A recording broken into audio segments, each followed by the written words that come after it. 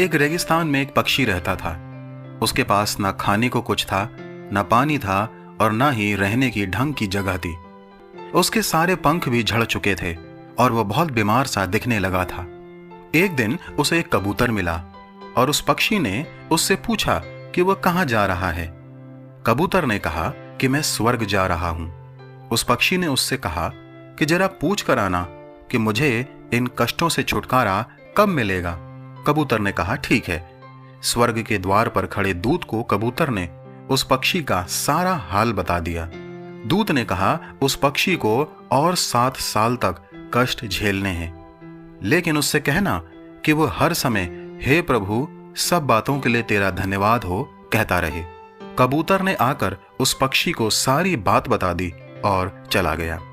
1 सप्ताह के बाद कबूतर जब उस रेगिस्तान से जहां वह पक्षी रहा करता था गुजरा तो उसने देखा कि पक्षी के सारे पंख आ चुके हैं।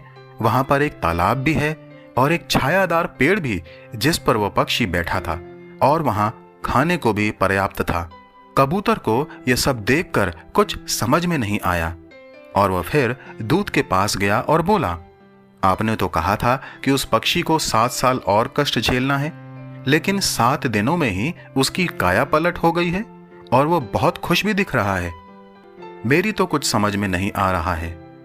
दूत ने कहा, हाँ ये सच है कि उसको 7 साल और कष्ट झेलना था, लेकिन वह हर समय और हर परिस्थिति में बार बार हे प्रभु सब बातों के लिए तेरा धन्यवाद हो कहता रहा। जब वह गर्म रेत में गिरा तो उसने धन्यवाद दिया। जब वह उड़ नहीं पा रहा था तो उसने धन्यवाद दिया। जब उसके पास खाने और पीने को कुछ ना था तो उसने धन्यवाद दिया। इसलिए उसके 7 वर्ष के कष्ट 7 दिन में बदल गए। इस कहानी से हम यही सीखते हैं कि हमें भी हर समय और हर परिस्थिति में परमेश्वर पिता का धन्यवाद देना चाहिए। अक्सर हम अपने कष्टों और परेशानियों को देखकर बड़बड़ाने लगते हैं और शिकायतें करते हैं और कुढ़ते हैं, लेकिन हमें यह बात सोचनी चाहिए कि वर्तमान में जिस समय से होकर हम गुजर रहे हैं परिस्थितियां उससे भी भयंकर हो सकती थीं।